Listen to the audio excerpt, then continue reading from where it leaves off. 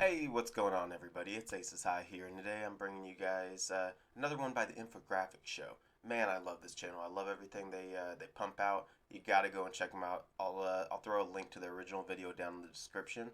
Um, but today we're gonna watch a video titled "What Happens When You Die." So after you die, I know your body breaks down, but I mean, I really want to know exactly what happens. I just thought it'd be kind of fun. Thought everybody would be kind of interested in it.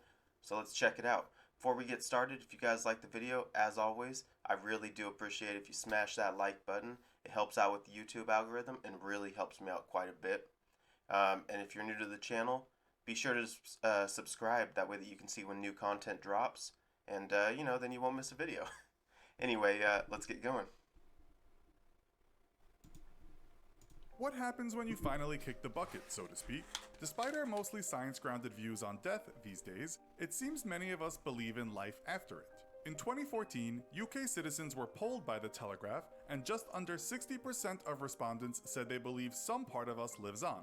In the US, still a very Christian nation, Pew Research in 2015 asked people what happened after you die. The survey found that 72% of Americans believed you go to heaven, which was described as a place where people who have led good lives are eternally rewarded. 54% of US adults replied that they believed in hell, which was described as a place where people who have led bad lives and die without being sorry are eternally punished. With that in mind, welcome to this episode of the Infographics Show, What Happens When You Die. Don't forget to subscribe and click the bell button so that you can be part of our notification squad. It seems a lot of people do.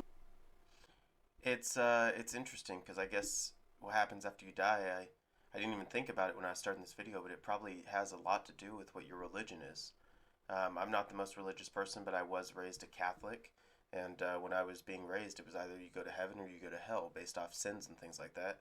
But there's a lot of other religions that feel differently, and then there's people that don't believe in religion, and they feel differently as well.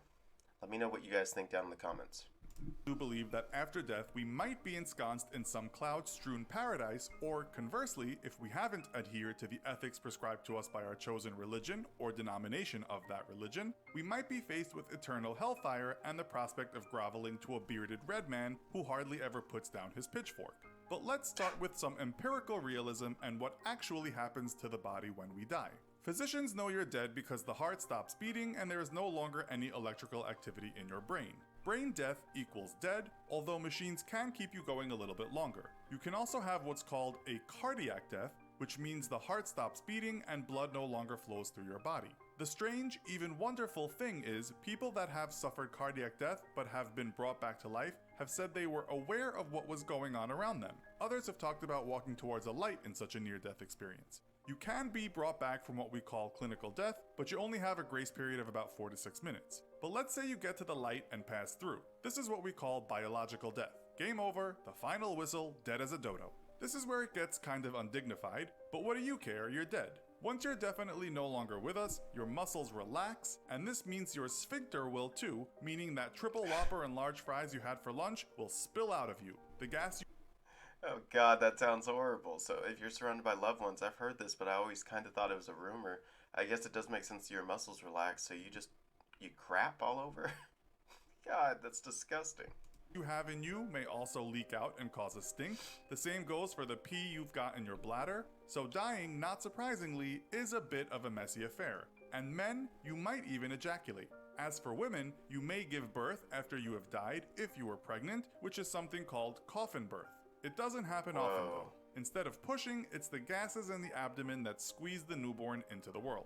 As the body gets rid of what is trapped inside, If any of you guys know anything about that, is the baby ever alive, or is it just an early pregnancy, or what's up with that? I don't think I've ever heard of that after death, unless the doctor cut him out. But gas is forcing the baby out. That's interesting. noises may be emitted from your mouth as air escapes. Nurses and people working close to dead bodies have regularly reported hearing very alive-sounding moans and groans coming from dead bodies. You may twitch, but this doesn't mean there is life in you, these are just muscle contractions. You could also soon get an erection if you died lying on your stomach and the blood flowed down there. All your blood will pool to a certain area of your body. This is called livor mortis, and it's the reason parts of you will have that dark purple color you have seen on TV. These are the lovely things that can happen quite shortly after you go. With no blood flowing through your body, it will begin to cool down, known as algor mortis, or simply death chill.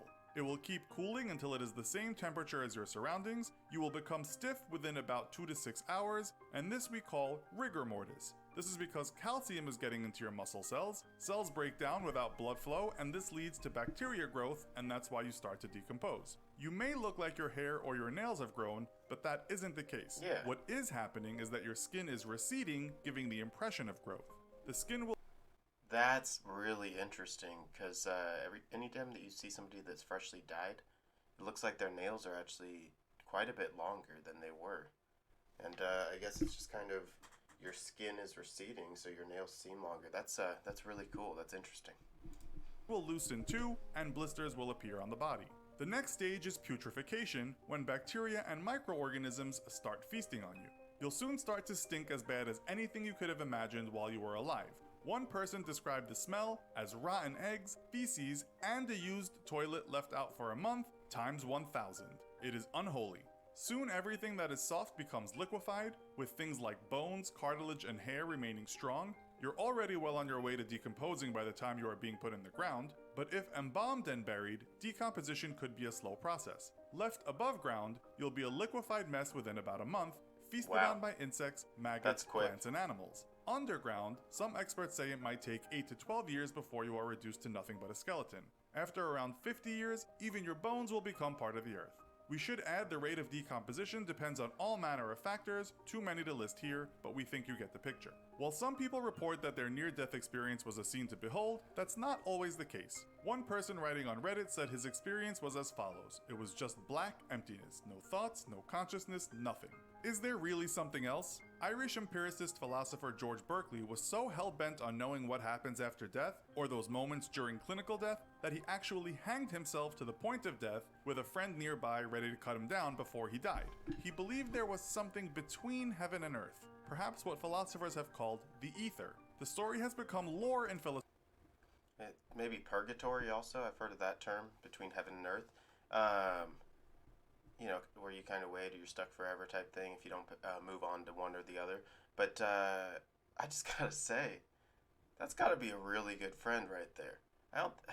Listen, I like all my friends. I don't think I could ever hang myself with enough trust in them to cut me down. Jesus. Philosophical circles, but it's thought all Berkeley really discovered was that hanging hurts your neck. French philosopher René Descartes believed the soul was separate from the body, as many religions will tell you, and perhaps when we die, something lingers on. Friedrich Nietzsche talked about the concept of eternal recurrence, or eternal return, meaning all existence or energy in the universe has forever and will forever keep repeating itself ad infinitum.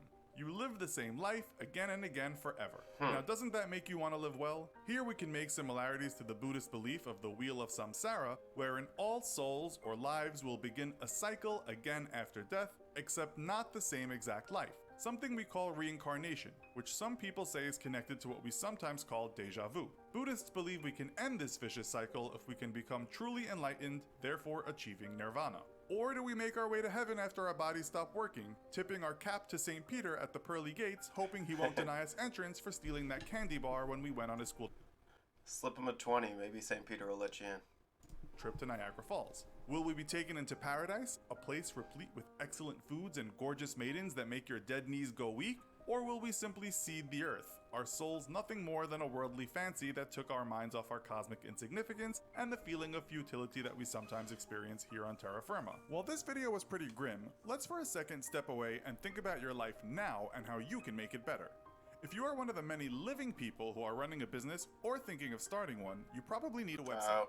But I feel an ad coming on. since we all have limited time on Earth, you don't want to spend too much time figuring out how to set everything up and then keep on worrying about maintenance. We share that mentality. Yep, there it is, Squarespace. All right, so let's talk about that, you guys. So, it's just it's kind of like what I thought when going in this video. I mean, I didn't think necessarily about religion, but the first 5 seconds in, I realized, oh, hey, religion's gonna have a lot to do with it. I mean, it makes sense. Some religions believe in reincarnation. Some religions believe in living the same life, like you said. Some are heaven or hell. There's atheists that believe that you just rot after death. I mean, there's plenty of different things. Let me know what you guys think happens to us after we die.